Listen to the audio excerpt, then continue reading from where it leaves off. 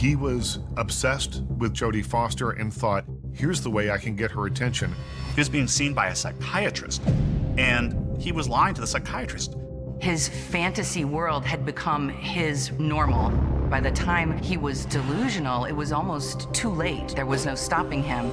Taxi Driver really put Jodie Foster on the in-demand list. Hollywood's a roller coaster town. It's either the best ride of your life or the worst ride of your life, depending on how you deal with it.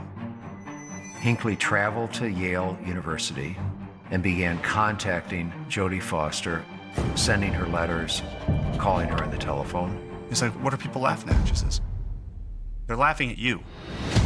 One of the things we've learned is you don't talk to your stalker. We see Hinckley buying weapons.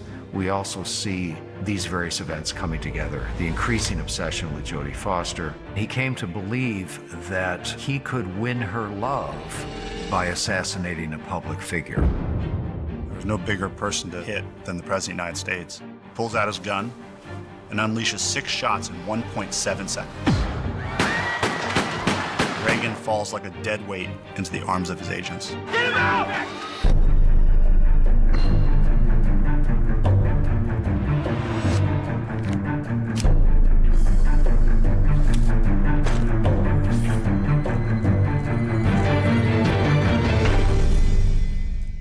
1981.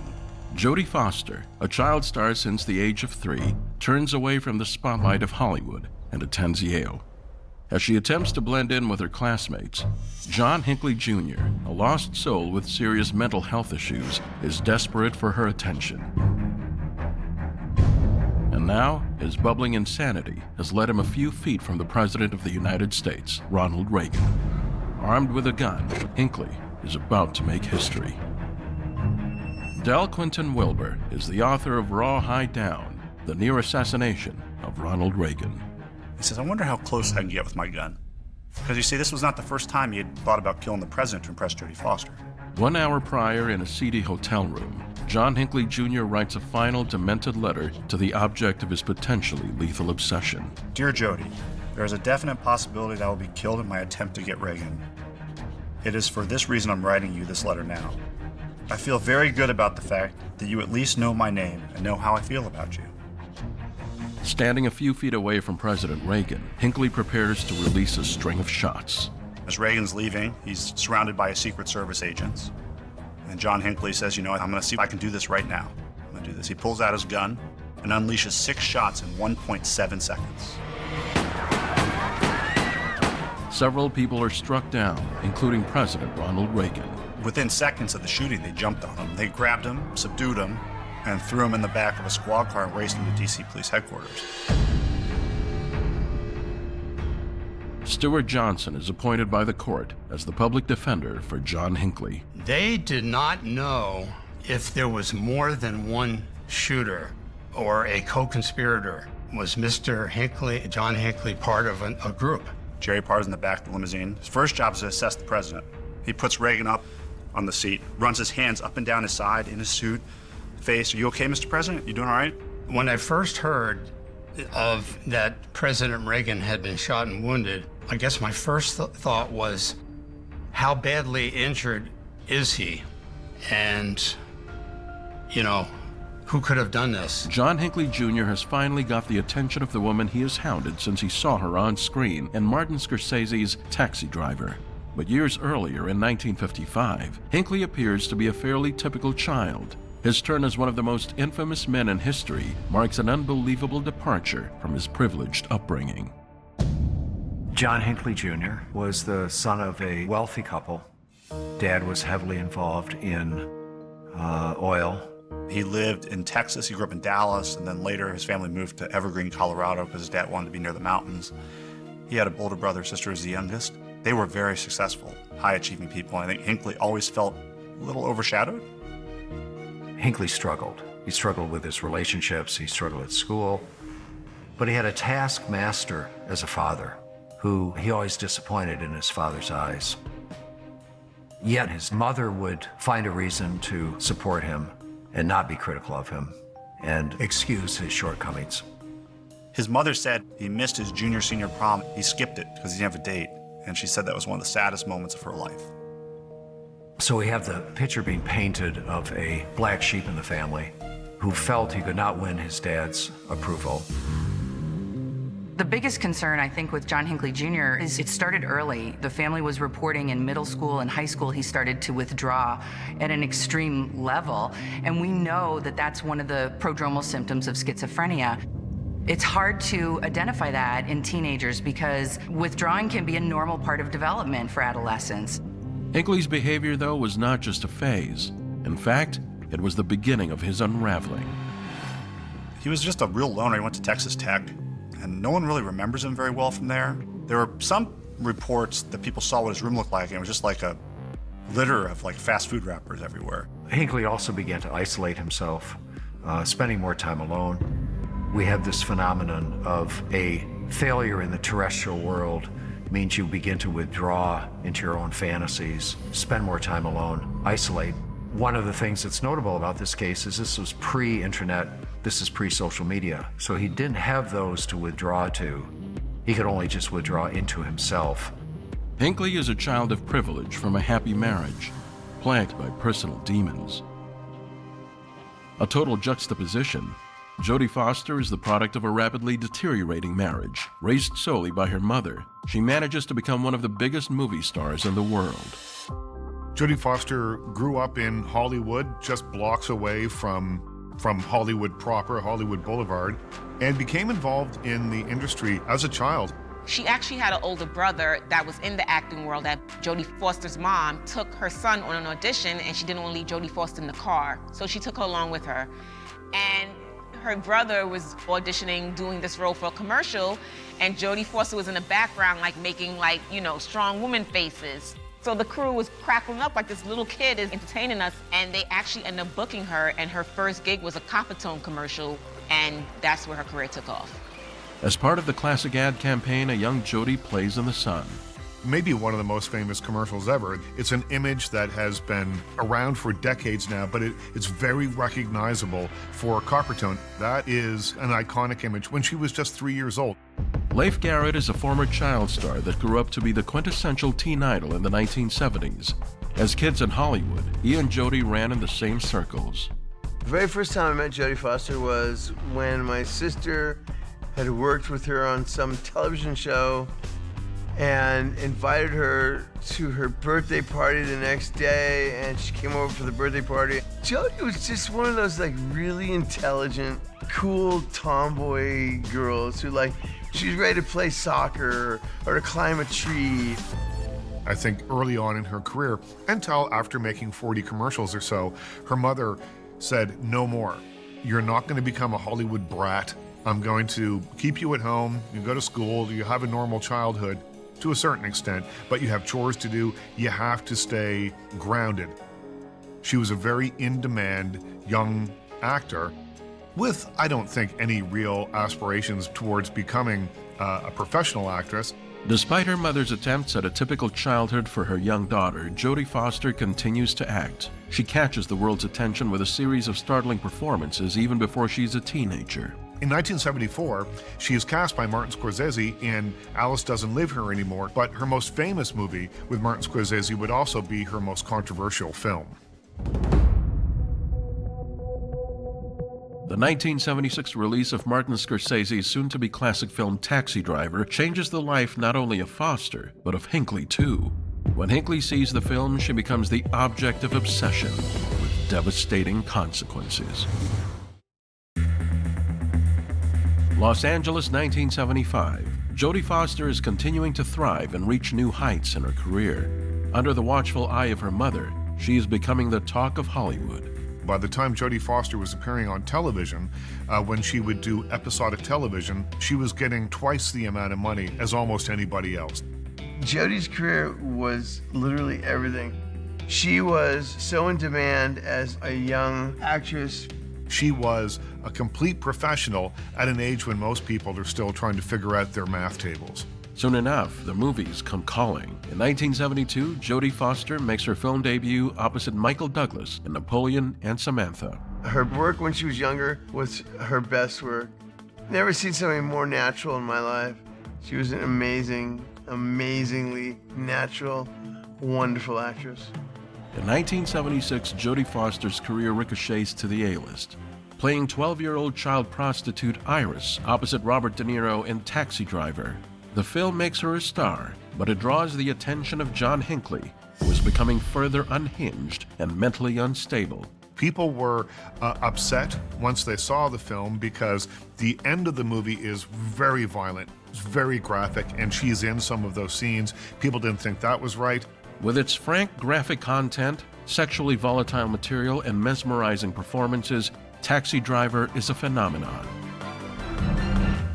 Previous to that, though, previous to the casting of her, she had to go through psychological testing just to make sure that playing a prostitute on screen wouldn't damage her forever. And she said, listen, I grew up in Hollywood, about 3 blocks away from, where all the prostitutes line up on Hollywood Boulevard. I saw girls like Iris every single day as I was growing up. The role garners the first series of Academy Award nominations for Jodie Foster.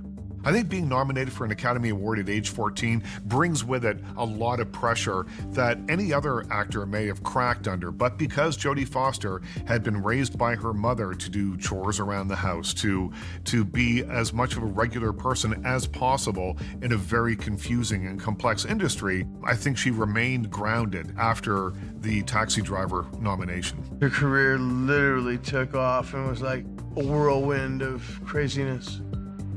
While Jodie Foster is on top of the world, John Hinckley Jr. is quickly losing his grip on reality. His life is beginning to unravel, and he is slipping deeper and deeper into the world of delusion and mental illness.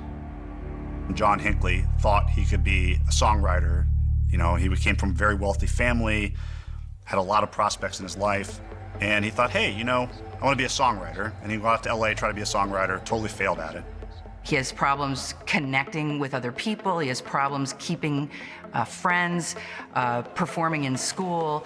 All of these things start to add up and get worse as he gets older. That being said, by the time he had a full-blown schizophrenia, by the time he was delusional, it was almost too late. There was no stopping him.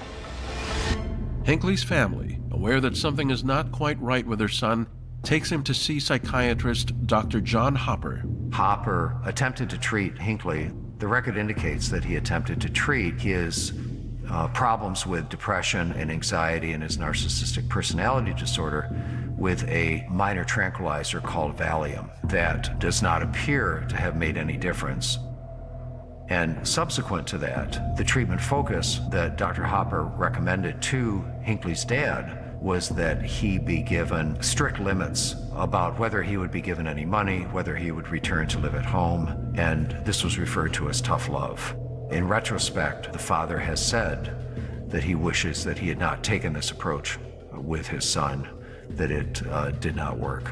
I don't know that any of that would have mattered. John Hinckley Jr.'s symptoms, his disorder, overrode all of that. He couldn't connect well at all to his family.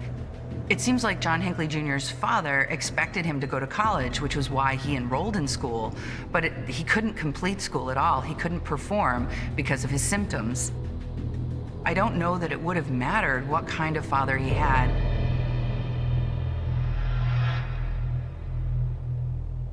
What drew John Hinckley Jr. to Jodie Foster was her aspirations as an actress and her successes. Most notably in the movie Taxi Driver. It's reported that Hinckley saw that movie at least 15 times and became fascinated with it and the characters in it. 2 are prominent. One was Travis Bickle, who was portrayed in the film by Robert De Niro as a very reclusive, paranoid, odd taxi driver. And the other character that he became fascinated with was Jodie Foster, playing a young prostitute in the film. And together, these characters began to shape the fantasy of his pursuit. It seemed like at that time in his life, he was looking for something to hold on to. He had joined a neo-Nazi group. I think this happened at a time when he was looking for something to help provide meaning and structure in his life.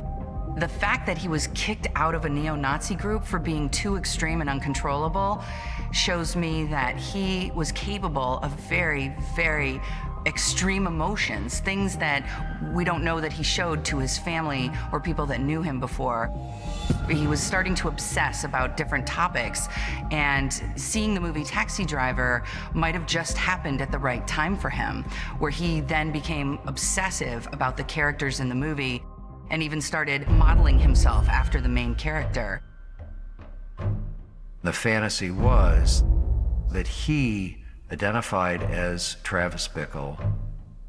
Now, John Hinckley related to Travis because he did have a dark side, but Jodie Foster brought that soft side of him. I'm gonna take care of her. She's gonna be my responsibility. According to the experts, the traits of Hinckley's fixation are not uncommon among stalkers. In many of the public figure assassins and attackers, and also stalkers of public figures, we will see a rescue component. In those that are not intent on hurting the object of their affection, who's a public figure, they will typically triangulate, and there will be a third party that they believe is out to hurt the public figure, and the public figure must be rescued from those that are attempting to hurt. The triangulation in this case is a bit different in the sense that there was no evidence that John Hinckley in his writings believed that Jodie Foster was under some kind of a threat, yet he triangulated by bringing in a public figure that if he assassinated that public figure, he would then elevate his status and somehow win her affection. Crazy on the surface, but from a psychological perspective in his mind, a way to cement his historical significance and his connection to her.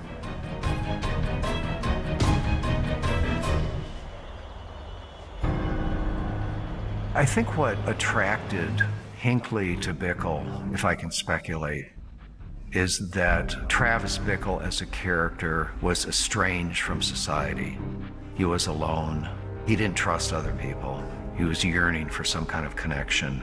He was attempting to establish in the movie a close relationship with another young woman in the film who was acted by Sybil Shepherd. And when that failed, then began to develop the relationship with this young prostitute played by Jodie Foster.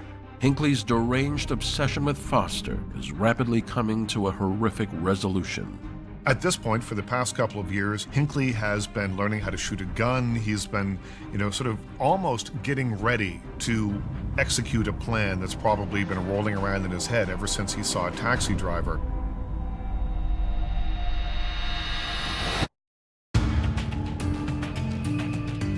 In 1980, John Hinckley Jr. is embarking on a deranged quest to infamy. He is hoping to capture the attention of actress Jodie Foster by committing the most heinous of acts. Jodie Foster played a taxi driver in 1976. With that comes fans, admiration, a lot of accolades. But one of the downfalls of that is that John Hinckley Jr. became enamored with Jodie Foster. He watched Taxi Driver over and over again, and he became consumed with Jodie Foster to find out where she was, where she lived. By the time Jodie Foster decided to go to Yale, she is 18 years old. She is a 15-year veteran of show business. She has been nominated for an Academy Award. I think at that point, she just wanted a break. Hinckley set out in his pursuit of Jodie Foster to befriend her and form a relationship with her. In the course of that pursuit, took him to Yale University. At the same time, Jodie Foster enrolled as a freshman. Hinckley's fixation with Jodie Foster consumes his life. He sees himself in the role played by Robert De Niro in Taxi Driver, and he begins wearing Army surplus fatigue jackets and combat boots. This is yet another example of his deteriorating mental state. He lied to his parents about it. He said he'd gotten into the Yale writing program. In reality, he was staying at like some hotel, dive hotel, stalking her around. And in his mind, he wanted to impress her. He thought he could rescue her, like Bickle did in the movie. And without telling anybody of his obsession, Hinckley traveled to Yale University and began contacting Jodie Foster. Hinckley's delusions of a relationship with Foster are beginning to manifest into reality. And he left notes and poems in her door, and he kind of expected it to be like a magical moment with her. And it was totally demoralizing. It was the exact opposite. I think in one of his writings, in one of the letters, he actually wrote how hard it was for him to approach her. He had a sense of embarrassment and didn't want to be revealed. And I think we can all relate to that feeling of you like someone, but you don't quite want to say it because you're afraid of that rejection. And that's a very common, basic human thing to feel. So alongside of his poor judgment and irrational thinking and inability to distinguish reality from delusion or reality from fantasy, he also had a lot of real feelings going on that caused him, I think, a lot of chaos internally. So he called her, and he identified himself as the person who's been leaving the notes in your box for 2 days. And she responded, "Am I supposed to know you?" And he said, "No, but we have a lot in common." "Jodie, listen." And she said, "Yes, I just want to talk to you. Is that okay? Can we just talk?" And she said, "I'm not really supposed to talk to people I don't know." Hinckley is relentlessly stalking Foster and becoming more delusional. He is living a few blocks away from her dorm room and bragging to anyone who will listen that he is her boyfriend. In those days, very little was known about stalking. One of the things we've learned since then is if you are being stalked, you don't talk to your stalker. You don't have any conversations with them, if at all possible. She did on several occasions, which tends to reinforce the behavior.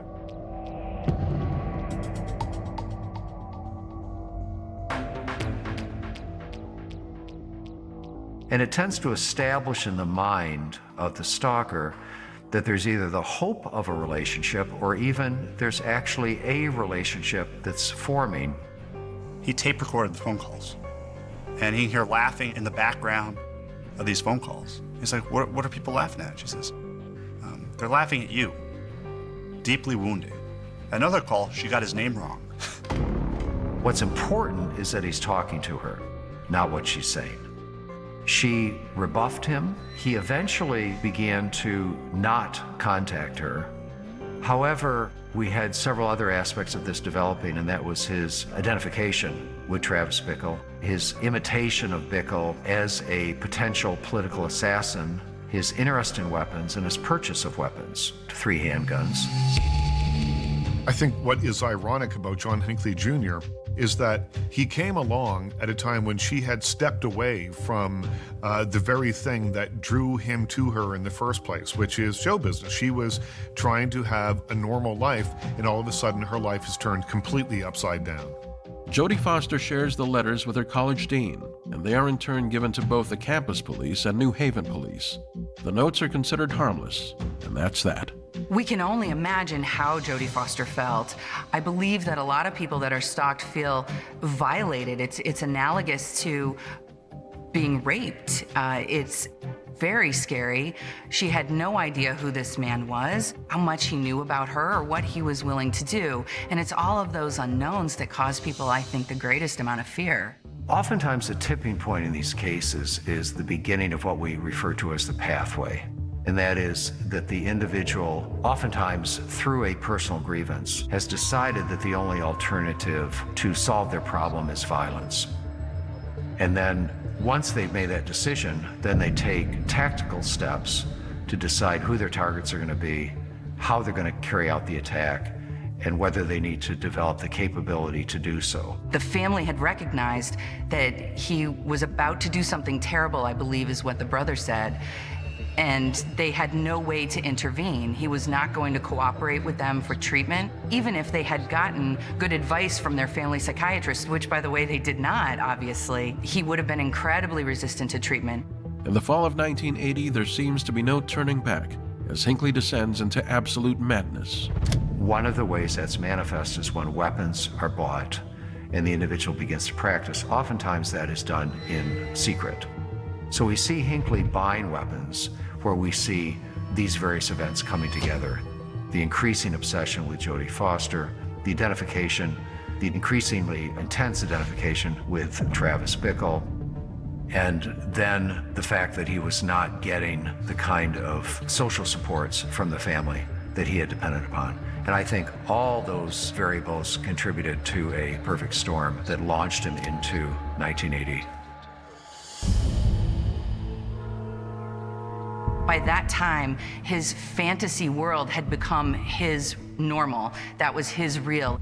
It was what gave him structure and purpose in his life, and his purpose was to be Jodie Foster's boyfriend. He didn't have that in reality. Hinckley begins to acquire guns and comes to the deranged conclusion that the way to impress Jodie Foster is to assassinate the President of the United States. I don't know why John Hinckley Jr. felt like violence was the only answer. I don't know why he thought a grand gesture of violence was going to get her attention or was going to be something that she would see as endearing. Why would she then agree to be his girlfriend because he committed an act of violence? I think that speaks to John Hinckley Jr.'s inability to see the difference between reality and connect with other people, what other people would call normal or rational behavior. He had no judgment in that area whatsoever. One of the key things that we've learned from the John Hinckley case that is still very, very true is that most assassins and attackers of public figures plan and prepare carefully for their attack. Secondly, most of them are fixated on the public figure. 3, they tend to identify with assassins and attackers that have preceded them. They want to be like them, but at the same time, they want to do better than they did. Oftentimes meaning that the number of victims are greater, or they're doing something that's innovative that will be remembered. In October 1980, John Hinckley sets to track down and murder then-President Jimmy Carter.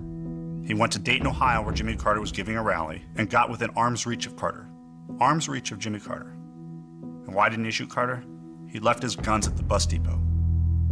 He didn't have his weapons. He goes to Nashville, stalks Carter again. Something in Hinckley's mind changes. He says, I think I'm going to go to Connecticut to see Jodie instead. And he leaves, and as he's going through the airport, they find his gun on the x-ray machine, take it, confiscate it, basically arrest him. And in the end, he gets a $62 fine. That was it. And he posted it and never came back. He never appeared for his next court appearance. He just kept moving. He should have been held, because why does someone have all that at the airport? And by the way, President Carter happens to be in the city. He should have been held.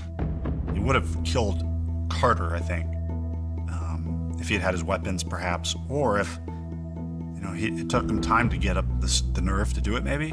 I don't know. I just know that a lot of what happened on March 30th was just chance, too. Like, what if he had arrived a day earlier? As Hinckley prepares to gun down a sitting president for the sake of his detrimental obsession, another deranged fan commits a heinous act of violence. 4 months before Hinckley would attempt the assassination of Reagan, Mark David Chapman killed John Lennon. And as we know in public figure assassins, they often study very carefully assassins that have preceded them, and they want to emulate them, but they also want to do one better.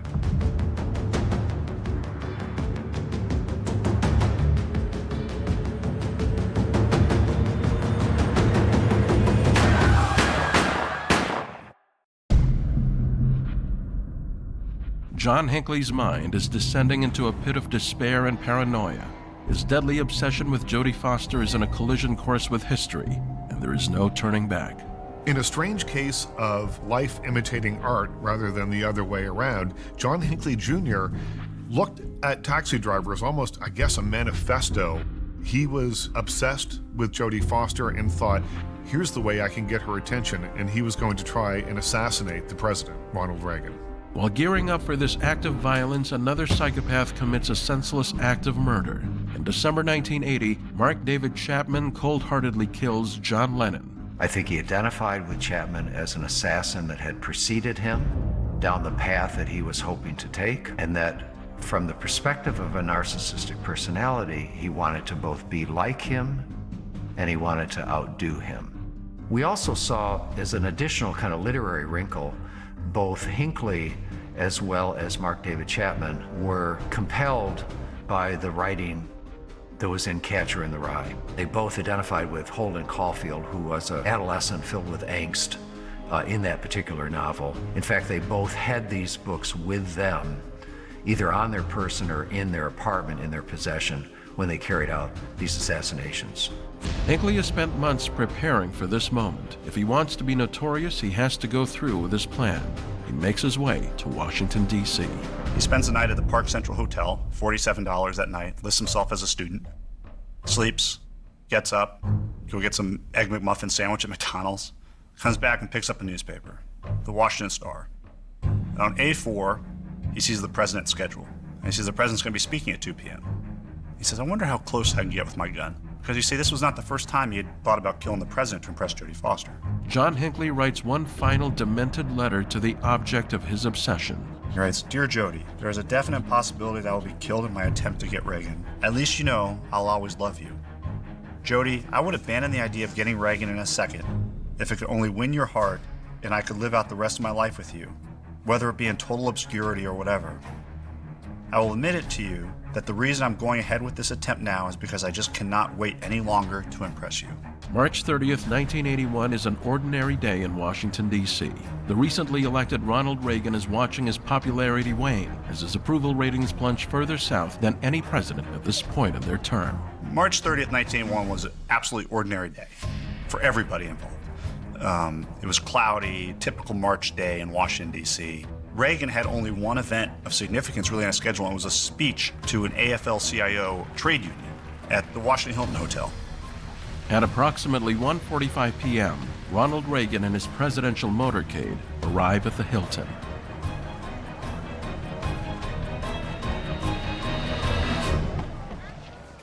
They had visited the Washington Hilton Hotel more than 100 times with the President of the United States since it had been built. More than 100 times. So it's routine. Oh, we're just going to the Hilton? They put their vests away. None of the men on the Secret Service detail were wearing bulletproof vests. There were a lot of Metropolitan Police and Secret Service surrounding the president, but he had to walk 15 feet out of the awning over the Washington Hilton before he could get into his limousine. A lot of bystanders showed up. That's where Hinckley was. So he brought his little gun with him, a .22 caliber revolver with 6 Devastator bullets. And as Reagan's leaving, he's surrounded by his Secret Service agents. And John Hinckley says, you know, I think I'm gonna see if I can do this right now. I'm gonna do this. He pulls out his gun and unleashes 6 shots. The first shot hits Jim Brady, the press secretary, in the head, and he falls to the ground. The second shot hits Tom Delahanty, a DC police officer, in the back. He falls to the ground. The way to Reagan should be clear. But Jerry Parr, 50-year-old head of the Secret Service detail, is already reacting. Jerry Parr shoves Reagan into the back of the limousine, and a Secret Service agent, Tim McCarthy, who turned in a blocking stance to take a bullet for the president. The third shot goes high. It misses. Fourth shot hits Tim McCarthy, the Secret Service agent, in the chest, not wearing a bulletproof vest. He falls to the ground. The fifth shot slams against the armored glass of the limousine door as Jerry Parr and Reagan flash behind it. And the sixth shot? No one knows at the time where the sixth shot went. By that time, it slapped against the side of the limousine, slipped through a gap that wide between the door and the door frame, and struck Reagan in the left side. The driver of the car slams down the accelerator. Jerry Parr's in the back of the limousine. His first job is to assess the president. He puts Reagan up on the seat, runs his hands up and down his side, in his suit, face. Are you okay, Mr. President? You doing all right? Yeah, I'm fine. Might have hurt my rib. 30 seconds later, Reagan's still complaining of a lot of pain in his back and chest, not feeling so good. He's like, Jerry, I don't know. So by getting Reagan out of the way in 4/10 of a second, if Jerry Parr's a split second slow, Reagan gets that bullet in the head, not the side. President Reagan is screaming in pain, and he is rushed to emergency. Parr doesn't know if they have other assassins laying in wait. Is this a decapitation strike? This is the middle of the Cold War. The president arrives at the hospital 3 minutes later and collapses to the ground. Eyes rolled in the back of the head. There's not a doctor or nurse I interviewed who thought Reagan was going to make it in those critical moments. So they take him to surgery. After several hours of probing, they finally find the bullet. And it's an inch from his heart. This bullet was just an inch from his heart. They take it out. While Reagan recovers, Secret Service agent Tim McCarthy also rebounds. D.C. police officer Thomas Delahanty is left with permanent nerve damage, while White House press secretary James Brady fares the worst. He is paralyzed from the gunshot wound to the head Brady spends his remaining days advocating for stricter gun control. It became clear that the defendant apparently had done the shooting because he was jumped on right after the 6 shots. They take him to the homicide office, and they leave him downstairs. And there's this grizzled homicide detective who comes across, he heard the president shot, he goes down to get the suspect. And he sees this guy who's dressed as this preppy kid, thatch of blonde hair, totally blank face, not an emotion on it. And he could not believe that this is the guy who shot the president.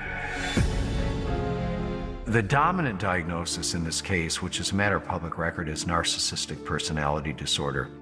And we see pathological narcissism oftentimes in cases, particularly of attackers on public figures.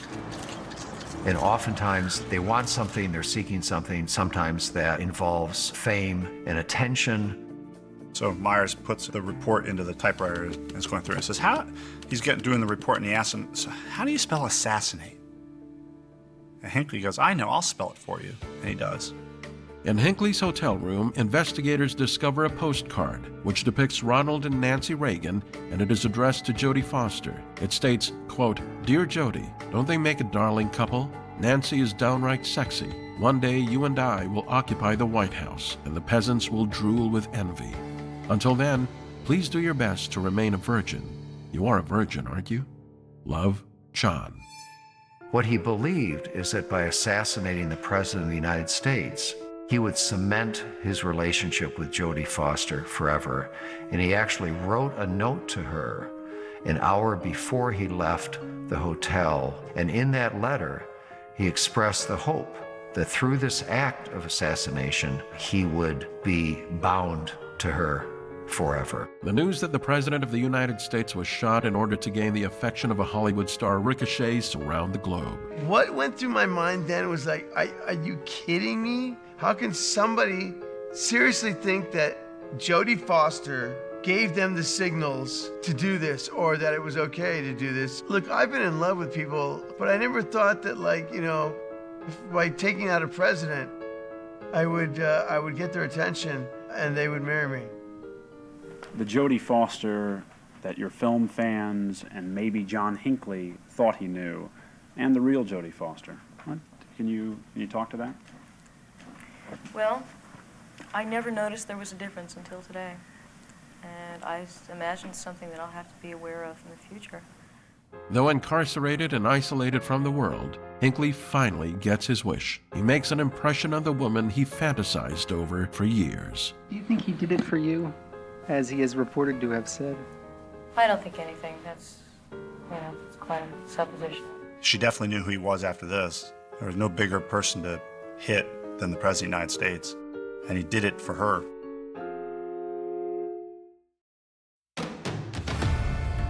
March 31st, 1981, John Hinckley Jr., a sad, lonely, and deranged psychopath, has achieved a level of infamy by firing a half-dozen bullets at the President of the United States in the hopes of attracting Oscar-nominated actress Jodie Foster. Stuart Johnson is appointed by the court as the public defender for John Hinckley. I'm never going to reveal anything that my client, John Hinckley Jr., told me. Johnson is a client to represent and needs to get to him ASAP. Strangely, he can't seem to track Hinckley down. One interesting thing that happened in the high-rise FBI field office that I think was purposeful. I'm not saying this out of paranoia. The agents that took me supposedly to the correct floor where Hinckley was, we would go up, we would get out on the floor, then the agent would say, whoops, this isn't the right floor. And then we'd go to another floor, and then we would go to another floor. I think that they were stalling for time. The more time that the agents could be with John Hinckley and ask him whatever they wanted to ask him, the better for them. So finally, this charade ended, and we arrived on the right floor of this high-rise building. And I said, yeah, but where's my client? I want to talk to my client. I mean, the atmosphere was quite intense. My physical impressions of John Hinckley Jr. on that first meeting were that I was impressed by the fact that his eyelids were half shut.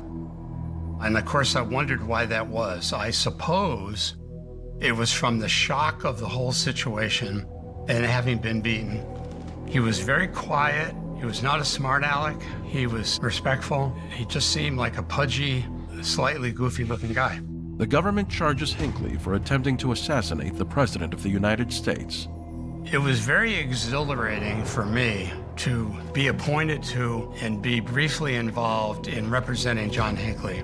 It would be to anybody. You'd have to be a zombie not to be tremendously exhilarated. Hinckley's public defender, Stuart Johnson, is replaced when his family hires a very expensive and prestigious legal team. Hinckley pleads not guilty by reason of insanity. In those days, the burden, once you made that claim, and it was based somewhat on fact, I guess, like examinations, then it was the burden of the prosecutors to prove you were sane at the time. And Hinckley went to trial, and it became a trial of experts. Like, the facts of what happened were a very small part of the case. And it was the defense experts who said Hinckley was crazy, insane at the time, elements of schizophrenia, all these things. And the prosecution witnesses said, no, this was premeditated. He wasn't insane. In 1982, John Hinckley is found not guilty by reason of insanity and sentenced to St. Elizabeth's Hospital. That became an outrageous decision throughout the United States in many sectors, and the law subsequently changed in 1984 because of, in a sense, misplacement of burden in the federal law at that time. Do I think that if the case were tried today, that a jury would reject the insanity defense for Hinckley? Not necessarily, because the act itself and the alleged motive for it were so bizarre that that's an act of insanity. It's almost the definition of insanity. After spending decades in a secure mental hospital, in 2016, Hinckley is released from St. Elizabeth's.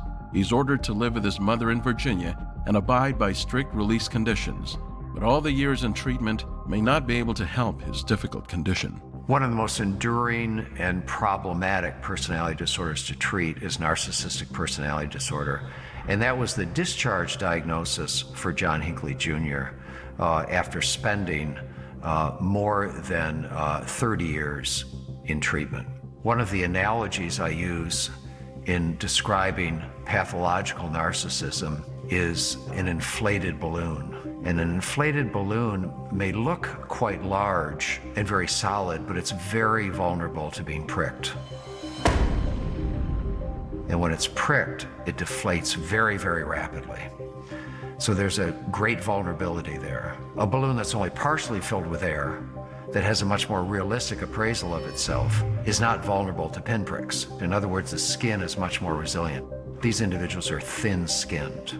Chances are he won't commit any new crimes. Of course, you never know. I think John Hinckley and this event in 1981 changed history as much as if he'd been successful.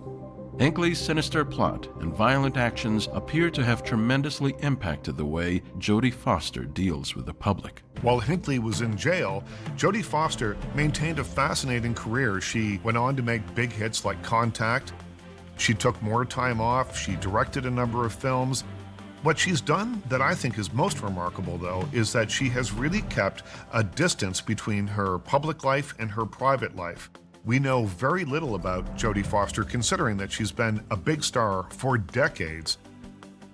I think that she's come out of it with a clear head and hopefully with sane outlook on things still, you know. I think she's become a little more reserved and more private, and that's okay. I think you can draw a straight line directly from the Jodie Foster-John Hinckley interaction directly to today, where celebrities tend to be a little bit more standoffish. The gates around their homes are a little higher. They don't answer the front door anymore. Did Hinckley ever show any remorse? Well, let me put it this way. I think I know what the answer is, but I don't want to say what the answer is. And in a sense, he accomplished what he set out to do, that there was a joining of their names historically.